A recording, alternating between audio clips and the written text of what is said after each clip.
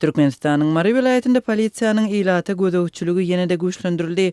Vilayetin dürli ýerlerinde öýsüz öwdarsyz dilek edýän we çilim çekýän raýatlary şeýle-de gara maskaly awtolog sürüjilerini tutmak üçin reýtler geçirilýär. Son günlerde Maryda awtolog sürüjileri ýollarda polisiýanyň gözegçiliginiň güýçlenmegi bilen ýüzbeýiz boldular.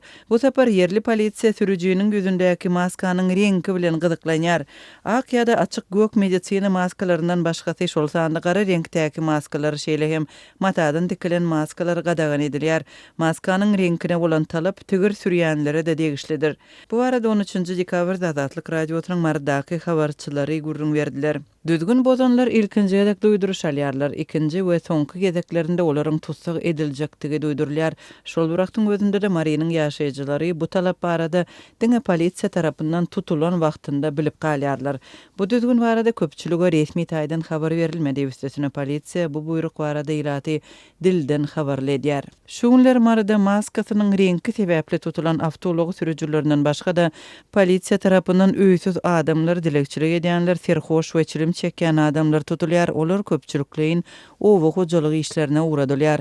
Kanuny we tertip düzgüni bozanlar dürli administrativ jenaýatlar üçin tutulanlar şol sanda wagtynda aliment tölemedikler hem ten satmakda günäkärlenip jogapkärçiligi çekilen beýleki raýatlar bilen bilelikde şeker şuwunduruny ýygnamak üçin ekin meýdanlaryna iýerilýär.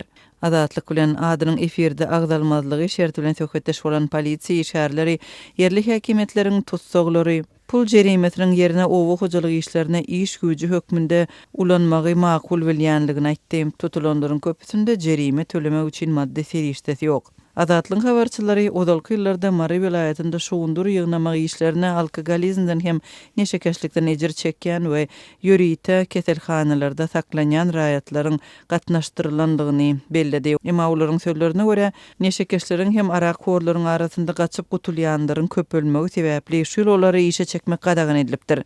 Azatlyk radiosy Mary vilayetiniň administrasiýasy we polisiýasy bilen habarlaşmaga synanç tema resmi düşündürüş alyp bilmedi. Türkmenistanyň kanunçylygy mejburi zähmetiň ulanylmagyny gadagan edýär. Muňa garamazdan häkimetler 10 ýyl bäri administrativ düzgün bozmalar üçin tutsak edilen raýatlary şeýle hem büdjet işgärlerini, mektep okuwçylaryny we studentlaryny ýurdun ekin meýdanlarynda işlemäge çekmek tejribesini giňden ulanyp gelýär. Adam hukuklaryny goraýjy halkara guramalary türkmen häkimetlerini öz kanunlaryny bozmakda ýygyderli günäkärlýär. Türkmen häkimetleri bolsa mejburi zähmet problemasyny resmi taýdan boyun almaýar. Bu aralykda maska düzgünni bozanlygy üçin tutsak edilen raýatlar hem 1,5 ýyla golay wagt bäri owa hojalygy işlerine ýygyderli çekilýär.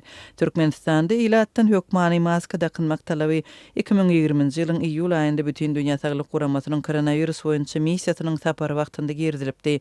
Bellemeli ýeri şondan odal koronavirus pandemiýasynyň başyndan bäri ýurdun ilatyna maska dakynmak, dermanhanalara bolsa maska satmak gadagan edilipdi. Türkmen häkimetleri bu döwürde keseliň we ölümüň görülip eşidilmedik derejede köpelmegine garamazdan ýurtda koronavirus bilen kesellänleriň hiç biriniň hatawy alınmanlygyny öňe sürmegini dowam etdirýärler. Bu aralykda Azatlyk radiosynyň ygtybarly çeşmelerine görä Türkmenistanda koronavirusdan adından 25.000 adam ýogalypdyr.